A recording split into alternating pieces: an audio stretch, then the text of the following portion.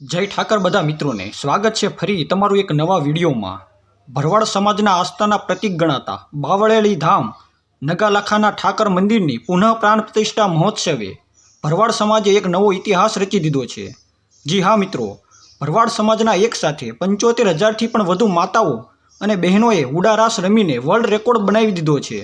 બાવળિયાળી ધામોમાં નવા ઠાકર મંદિરની પુનઃ પ્રાણ પ્રતિષ્ઠાનો મહોત્સવ અને શ્રી રમેશભાઈ ઓઝા દ્વારા શ્રીમદ ભાગવત કથા સાથે ભરવાડ સમાજની માતાઓ અને બહેનો દ્વારા ગોપી ઉડારાસ અને ભાઈઓ દ્વારા લાકડી રાસનું આયોજન પણ કરવામાં આવ્યું હતું અને આ બધું આયોજન લગભગ 9 દિવસ સુધી ચાલ્યું છે।